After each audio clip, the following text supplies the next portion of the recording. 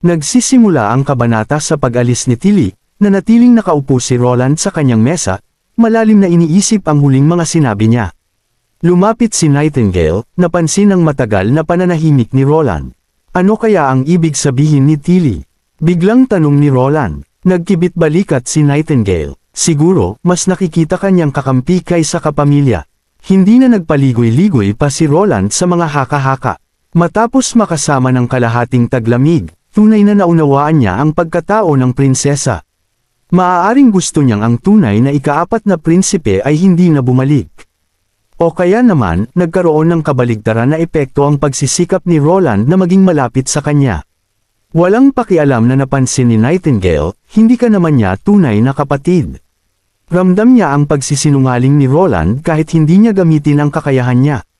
Bahagyang nahiya si Roland at hinawakan ang kanyang ilong. Nagtanong si Nightingale, dahil hindi mo naman tunay na kapatid si Tilly, okay lang bang ibigay sa kanya ang mga aklat? Tiningnan siya ni Roland. Ngayong taglamig, magagawa naman niyang kopyahin ang buong aklat.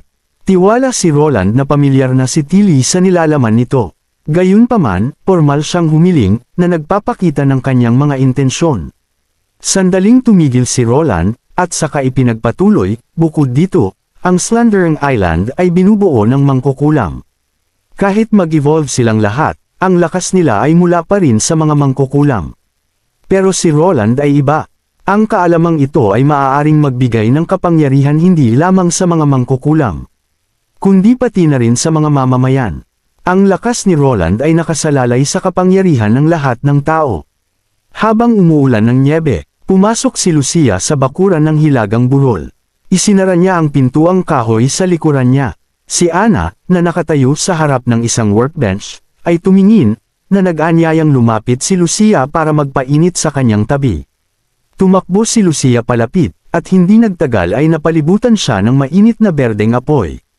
Pakiramdam niya ay parang naliligo siya sa isang batya sa kastilyo. Isang nakakaaliw na init ang kumakalat sa kanyang katawan. Sinimulan niyang tingnan ang kanyang mga paa hanggang ulo. Pagtingin sa workbench, napansin ni Lucia na gumagawa si Anna ng mga bahagi para sa isang bagong baril. Nagtanong si Anna ng may interes, paano nag-evolve ang kanyang kakayahan. Sumunod ang ngiti ni Anna, na nagbiro na walang sinuman sa unyon ng mga mangkukulam ang nakapagdulot ng kaguluhan gaya ni Lucia sa kanilang pag-evolve ng kakayahan. Namula si Lucia at bahagyang kinamot ang ulo, kung hindi dahil sa tulong ng lahat noon, baka hindi ko ito magawang matapos. Pinalakas ang loob ni Anna at sinabing huwag na siyang magbuwel sa nakaraan at hiniling kay Lucia. Naipakita ang bago niyang kapangyarihan. Tumango si Lucia at sinimulang gamitin ang mahika sa kanyang loob. Muling lumitaw ang kakaibang pakiramdam na naramdaman niya nung gabing iyon. Ang mga bagay sa paligid niya ay tila hindi na pamilyar at tuloy-tuloy. Sa halip ay nagkabaha-bahagi sa maliliit na blok. Pero sa pagkakataong ito, hindi niya naramdaman ang masakit na balik ng mahika. Kaya't nagawa niyang pagmasdang mabuti ang bawat blok ng detalyado. Matapos ilarawan kay Anna ang kanyang nakikita at iniisip, nag-isip si Anna bago nagsalita. Maaaring ito ay isang uri ng branching ability. Minsan nang nabanggit ni Agatha na kakaunti lang ang nagtataglay nito. Mukhang lumilitaw ito sa araw ng pagsapit ng tamang edad, at kung hindi, hindi na ito muling makukuha. Naniniwala si Anna na may malapit na ugnayan ito, marahil isang suplemento o pagpapahusay, sa pangunahing kakayahan ng isang mangkukulam. Halimbawa, ang mahiwagang panulat ni Soraya ay, hindi nangangailangan ng tinta, dahil kung oo, kailangan pa niyang maghalo ng mga kulay bago mag-drawing. Ganoon din ang mga mahiwagang aklat ni Scroll. Marahil ang pangunahing kakayahan ni Lucia ay may kinalaman sa pagde-decompose at muling pagbubuo. Hinulaan ni Anna na ang mga makukulay na bloke ay maaaring magsilbing gabay kay Lucia sa tumpak na paghihiwalay ng mga partikular na elemento. Nagtanong si Anna kay Lucia kung maaari niyang subukang paghiwalayin ang isang kulay na bloke. Tumango si Lucia at itinutok ang kakayahan niya sa isang bakal na ingot sa workbench. Di gaya ng dati niyang pagdidisintegrate, sa pagkakataong ito maingat niyang kinontrol ang kanyang mahika. Sa mga maninipis na hibla, na hinahatak ang maliliit na bloke. Nagsimulang magkalas-kalas ang mga bloke at nahatak palabas sa ingot, nagbabago at nagpapalit ang mga natitirang kulay. Pagkatapos, bumagsak ang buong ingot, nagiging isang dilaw-berdeng kristal na kasinlaki ng kuko. Sa tabi nito ay ang natitirang bloke ng bakal. Pinulot ni Ana ang mga maliliit na kristal, maaaring ito ay isang compound na nabuo mula sa iba pang mga elemento sa bakal. Naghanda siya para sa isang maliit na eksperimento upang mapatunayan ang kanyang hinala. Hinulaan ni Ana kung kayang kunin ni Lucia ang isang partikular na elemento mula sa kabuuang bagay. At ang mga natitirang elemento ay hindi lamang nagkawatak-watak kundi muling nagbuo batay sa kondisyon matapos mawala ang elementong iyon. Kung gayon anumang lumang material o mababang kalidad na material ay maaaring muling isilang bilang mahalagang material sa mga kamay ni Lucia. Lumipat ang eksena sa ibabaw ng dagat ay may isang barko. Tinanong ng kapitan ang isang lalaking blonde kung bakit nais niyang bumisita sa kanlurang teritoryo. Sinabi niyang hindi na tulad ng dati ang mga bagay-bagay. Pinayuhan ng kapitan ang blonde na mga ngalakal na wala na siyang makikitang mga alahas at balahibo. Nagkunwaring nagtanong ang mga ngalakal, bakit ganoon? Hindi ba yun ang ikinabubuhay nila? Naging bandido na ba ang mga tao sa kanlurang teritoryo ngayon? Lumingon ang kapitan, mula nang angkinan ng ika-4 na prinsipe ang border town, naging kakaiba ang kanlurang teritoryo. Walang nakakaalam kung ano ang ginagawa niya sa kanyang teritoryo.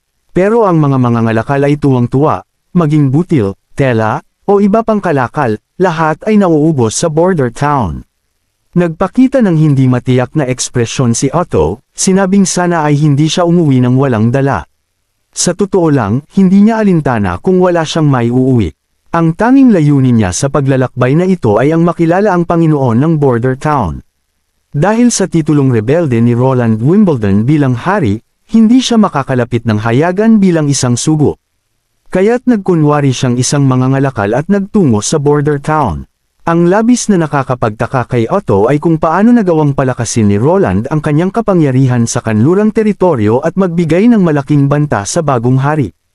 Ibang-iba ito sa dating kilalang pagkatao ni Roland. Lumalala ang labanan para sa trono sa bawat araw. Ang panganay na prinsipe, si Gerald, at ang ikatlong prinsesa, si Garcia, ay pumanaw ng sunod-sunod. Ang ikalimang prinsesa, si Tilly, ay nawawala pa rin.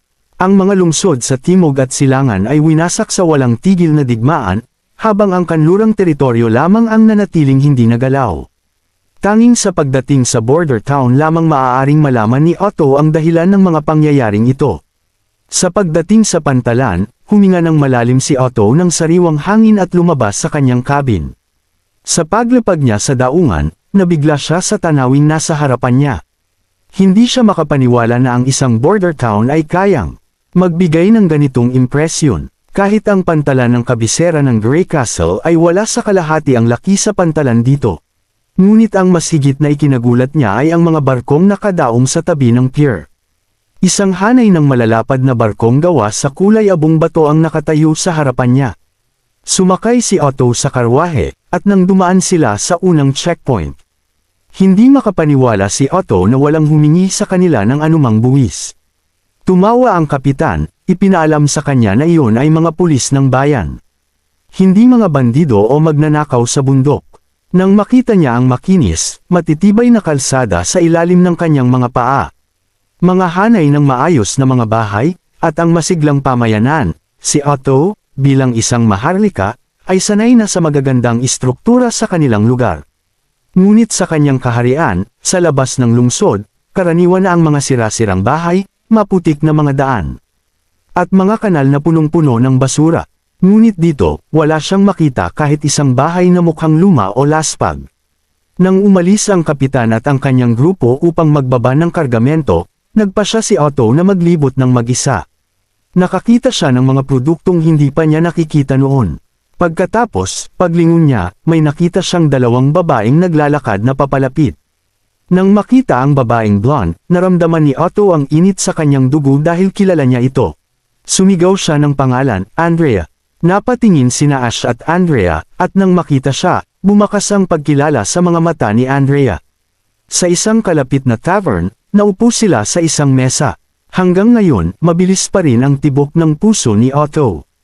Nakatitig siya ng matindi kay Andrea, natatakot na baka bigla siyang maglaho. Nagsalita si Otto, sinabing siya, si Belinda, at si Oro ay inakalang patay na si Andrea. Hindi nila inakalang muli nila siyang makikita. Si Ash, na nakaupo sa tabi nila, ay nagbiro. Kaibigan ba ni Andrea itong si Otto? Bakit ba't bigla siyang pumasok sa tavern nang makita siya? Tinapunan siya ng masamang tingin ni Andrea. Tumawa si Ash at sinabi, dinala niya ako dito para bumili ng regalo para sa kaarawan ni Tilly. Ngunit ngayon, pinipilit ni Andrea na palayuan siya. Napailing si Ash, sinasabing mukhang nawawala na ang pagkamaharlika ni Andrea. Tumugon si Andrea na hindi niya kailangang magpakitang maharlika sa harap ni Ash. Si Otto, na tila natabunan sa usapan, ay medyo nahiya. Binalingan niya si Ash at nagtanong ng medyo alanganin kung kaibigan ba siya ni Andrea. Bago pa makasagot si Andrea, ipinakilala ni Ash ang sarili kay Otto at tinanong kung paano niya nakilala si Andrea. Pagkarinig ng tanong ni Ash, halatang nabigla si Otto. Ang prangka niyang tanong ay walang bahid ng karaniwang ugali ng isang maharlika. Naguluhan siya kung bakit kasama ni Andrea ang ganitong uri ng tao. Gayunpaman, ipinakilala pa rin ni Otto ang sarili ng may kasinserohan.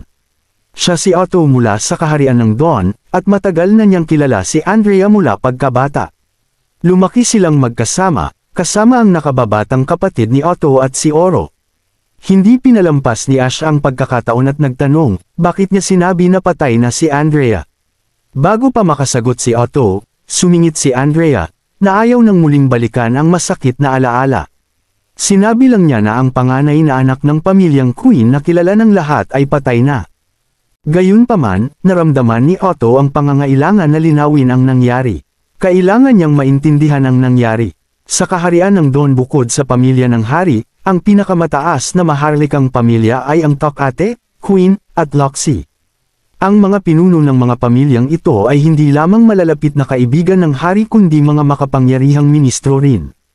Ang matandang tradisyon na ito ay buhay pa rin sa kanilang henerasyon. Si Andrea, na panganay ng pamilya Queen, ay walang kapintasan, maging sa anyo at sa lahi. Maraming humahanga sa kanya, at kabilang dito sina Otto at Oro. Ngunit isang trahedya ang nangyari sa panahon ng kanilang paglalakbay sa Tagsibol. Naligaw ang karwahe ni Andrea sa daan at nahulog sa bundok. Napakalubha ng pangyayari na pati ang hari ay naalerto. Ang tatlong maharlikang pamilya, kasama ang pamilya ng hari, ay nagsagawa ng misensinang paghahanap. Sa paanan ng bundok, natagpuan nila ang mga durog na labi ni Andrea.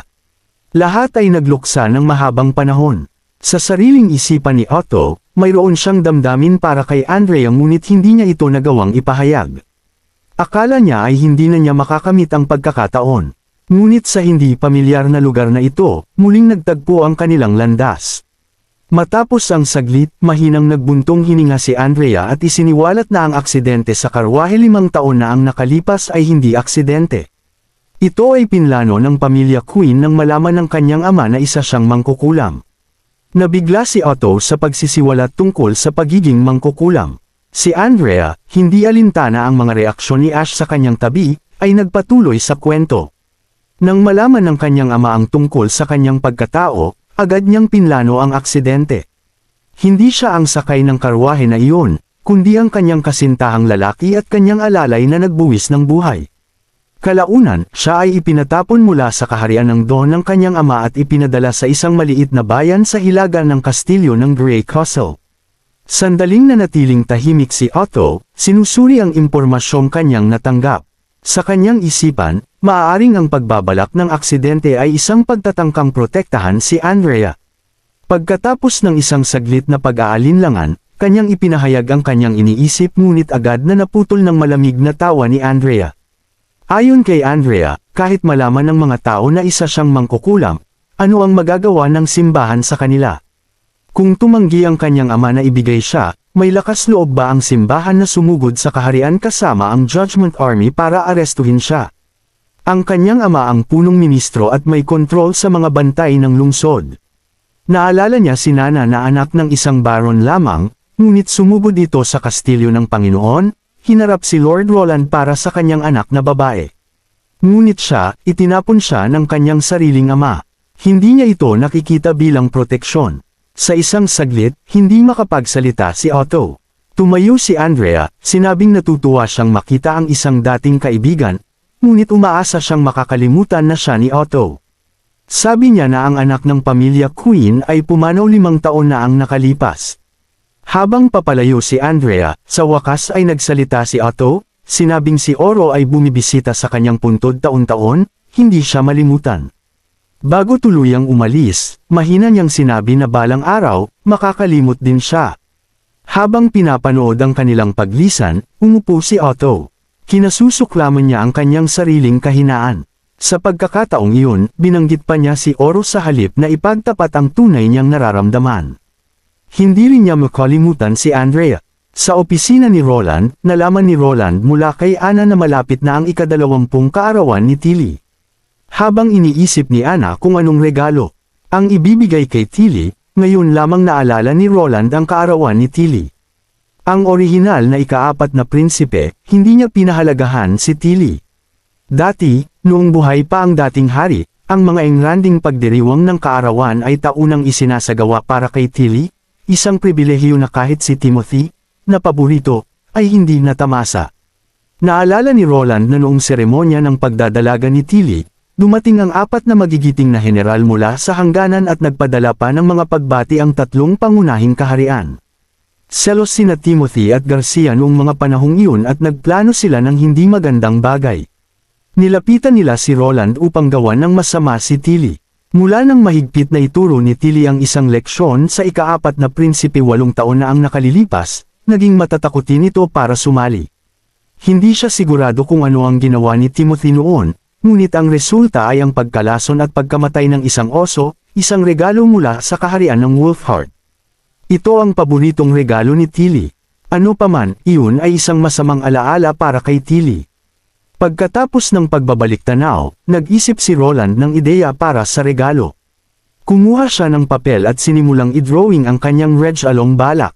Napansin ni Anna ang anyo ng isang oso. Ngumiti si Roland at ipinaliwanag na bilang kapatid ni Tilly, nais niyang gumawa ng natatanging regalo para sa kanya. Kakailanganin niya ang teknikal na tulong ni Anna. Sa kaarawan ni Tilly, dumating si Roland sa kanyang silid na may dalang kahon. Matapos kumatok, nadatnan niya si Tilly na nag-iisa.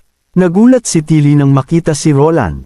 Binanggit ni Roland na kaarawan niya ngayon at maghahanda siya ng engranding hapunan sa gabi. Ngunit bago iyon, nais niyang ibigay ang kanyang regalo. Nagulat si Tilly nang ailapag ni Roland ang regalo sa sahig ng sala. Isang malaking pink na kahon ito. Naalala ni Tilly na hindi pa siya binibigyan ng regalo ni Roland noon. Tinama ni Roland ang kanyang sinabi at binanggit ang pluma na ibinigay niya noong ipinanganak siya. Tumingin si Tilly sa kanya at tumawa. Nagpaalam siya na bubuksan niya ang kahon, na agad namang sinang-ayunan ni Roland. Habang nakangiti si Roland, dahan-daang binuksan ni Tilly ang ribbon. Nang mabuksan ang kahon, nagtanong siya, ano ito? Ipinaliwanag ni Roland na ito ay isang oso. Maingat na nilibot ni Tilly ang laruan bago hindi mapigil ang yakapin ito. Sinabi niyang kakaiba ang anyo ng oso ngunit ito ay malambot. Ang disenyo ni Roland ay mula sa mga alaala niya ng panda sa ibang mundo. Ang mga nilalang nakilala sa kanilang kakyutan. Sinabi ni Tilly na kakaiba ang kulay ng panda, ngunit kumikinang ang kanyang mga mata sa tuwa. Sinabi ni Roland na ito ay tinatawag na panda. Naisip agad ni Tilly na isa ito sa mga hayop sa isipan ni Roland.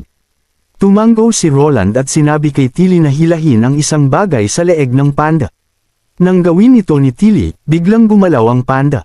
Agad na kinuha ni Roland ang panda at ipinaliwanag na may inilagay siyang makina sa loob nito na nagpapagana dito upang makagawa ng iba't ibang kilos. Nang tumakbo ang panda patungo kay Tilly, sinabi ni Roland na sana ay magustuhan niya ang regalo. Hindi agad sumagot si Tilly, ngunit mahigpit niyang niyakap ang panda. Tinanong kung bakit iyon ang piniling regalo ni Roland. Sinabi ni Roland na naalala niya ang nangyari noong kanyang pagdadalaga. Tumingin si Tilly kay Roland at ngumiti. Si Roland ay nakaramdam ng ginhawa nang makita niya si Tilly na masaya. Si Tilly ay tumingin kay Roland, tinatanong sa kanyang isip kung si Roland ba ang may kagagawan sa pagkamatay ng panda. Inilahad ni Roland ang mga nangyari noong nakaraan.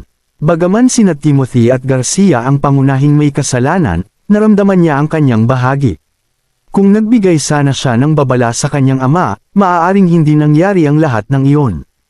Alam ni Tilly na kung nagsalita noon si Roland, tiyak na malubha siyang bubugbugin ni Timothy at Garcia. Nagpasya siyang baguhin ang paksa at tinanong tungkol sa iba pang mga kawili-wiling bagay mula sa alaala ni Roland. Nakikita ang masayang mukha ni Tilly, hindi napigilan ni Roland ang ngumiti at nangako na kung bibigyan ng pagkakataon, ibabahagi pa niya ang mga alaala at kagilahil-alas na bagay mula sa kabilang mundo. Nang lalong tumindi ang kanilang pag-uusap, narinig nila ang boses ni Andrea mula sa labas ng silid, na sinundan ng boses ni Ash. Napangiti si Roland at tumayo mula sa kanyang upuan. Tumingin siya kay Tilly at sinabi, "Maraming masalimuot na nangyari sa nakaraan, ngunit lahat iyon ay tapos na. Kung sakaling may problema sa pagitan ng Border Town at Slumbering Island, lagi kang makakaasa sa akin. Ako ay palaging magiging iyong kapatid." Siya ay huminto ng sandali at sinabi, "Maligayang kaarawan, Tilly." Nang buksan niya ang pinto, nagulat ang dalawang mangkukulam sa labas, nagkatinginan pa. Ngumiti ang prinsipe at sinabi, "Huwag na kayong magtalo, ako ang unang nagbigay ng regalo." Naglakad si Otto ng malungkot sa mga lansangan, paulit-ulit na naririnig sa kanyang isip ang mga sinabi ni Andrea. Naglakad siya patungo sa isang batong upuan sa isang sulok, inalis ang nakapatong na nyebe bago umupo.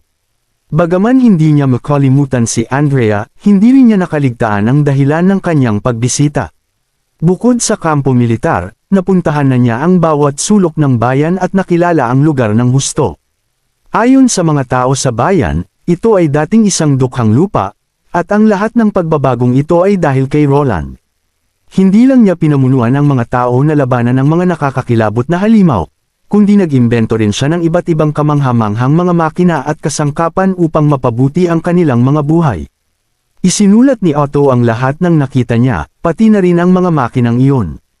Habang binubuksan niya ang kanyang kwaderno upang isulat ang mga natuklasan sa araw na iyon, dalawang figure ang lumapit sa kanya na tinatawag ng mga tao bilang mga pulis. Tinawag nila ang pekeng pangalan na ginagamit niya bilang isang mangangalakal.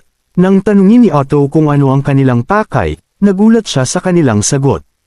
May nagulat na siya ay isang especially iya at pinayuhan siyang sumama sa kanila, sinasabing ilagay ang mga kamay sa likod at huwag lumaban. Nang makita ang dalawang pulis na tinangka siyang arestuhin, umiwas si Otto at patuloy na ipinagtanggol ang kanyang sarili, sinabing siya ay isang maharlika mula sa kaharian ng Don. Nakalaya siya sa kanilang pagkakahawak ngunit biglang tinamaan ng matinding suntok sa tiyan. Ilang araw lamang ang nakalipas, nagpakilala siyang mangangalakal, at ngayon ay isang maharlika. Tinuwanan siya ng mga pulis. Pagkatapos ng ilang pagtutol, nag-api siya ng dalawang pulis, at sinabing kung aamin siya, baka magkaroon siya ng paraan para makatakas. Matapos ang isang araw sa bilangguan, humarap sa kanya si Carter. Agad niyang ipinakilala ang sarili, sinabing siya ay may misyon mula sa hari ng kaharian ng Don, at ipinakita ang kanyang selyo bilang patunay ng kanyang pagkakakilanlan, at sinabing nais nila ng alyansa sa Grey Castle laban sa simbahan. Hiniling niyang makaharap si Prinsipe Roland Wimbledon. Binasa ni Roland ang mga tala ni Otto at sinabing, ang pagsulat ng napakarami ay tiyak na magdudulot ng hinala.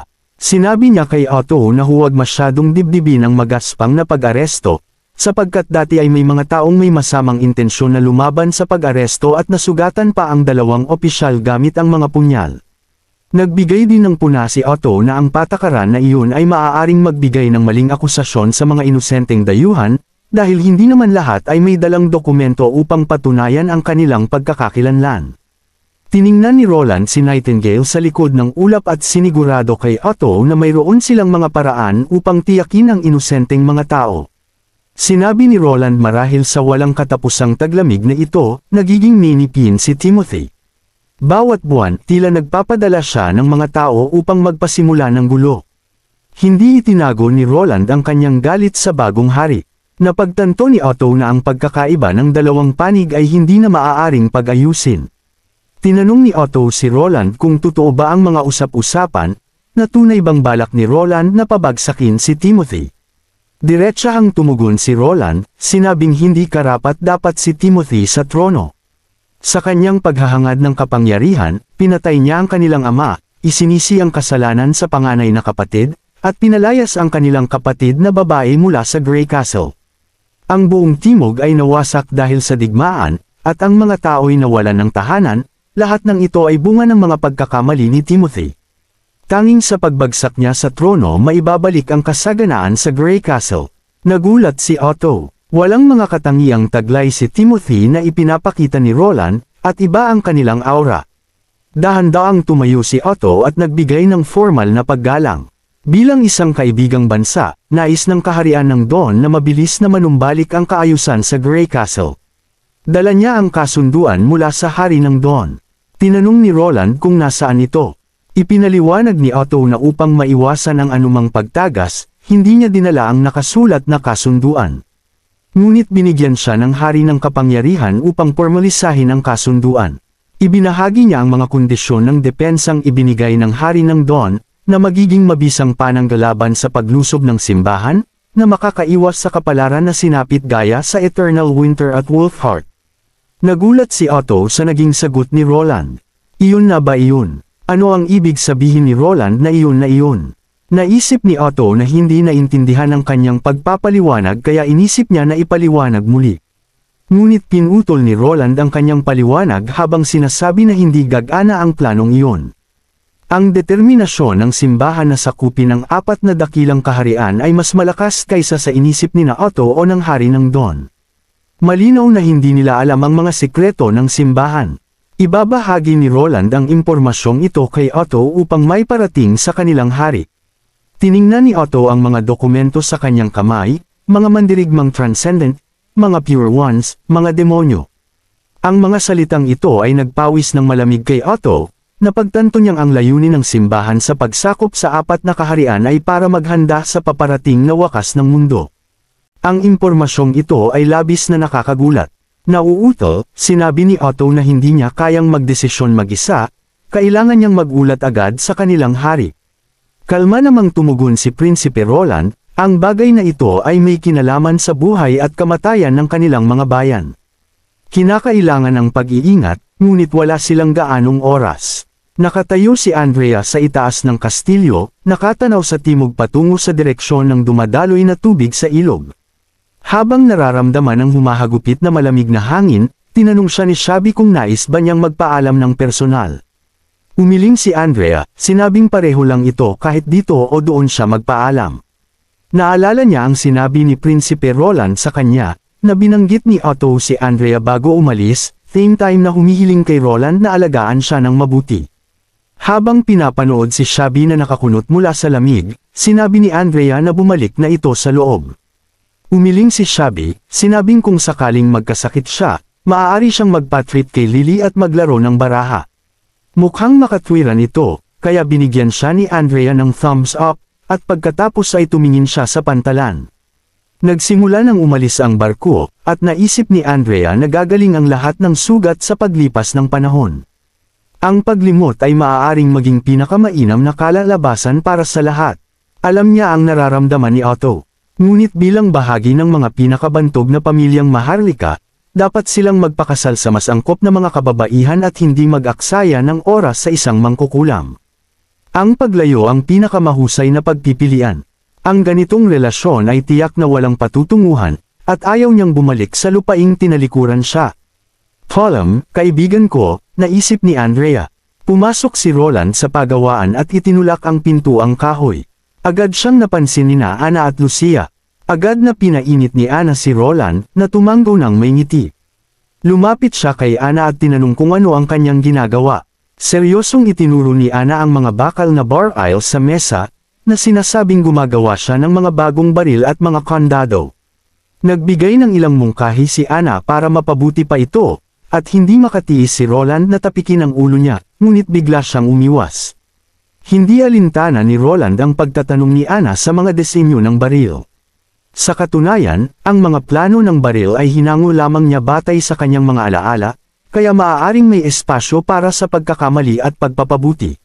Lalo na't may natatanging kakayahan sa pagkatuto at pamumuno si Ana, naniniwala siyang balang araw ay malalampasan pa ng kanyang kaalaman ang inaasahan niya. Pagkatapos ng ilang sandali, ibinaba ni Ana ang kanyang ginagawa. Lumapit kay Roland, at bahagyang yumuko ang ulo. Sandaling nagulat si Roland, iniisip kung ito ang kanyang paraan ng pagtanggap sa kaninang paghaplos. Maingat niyang tinapik ang kanyang malambot na buhok. Paglingon kay Lucia, nagulat siya tungkol sa kanyang nagawa.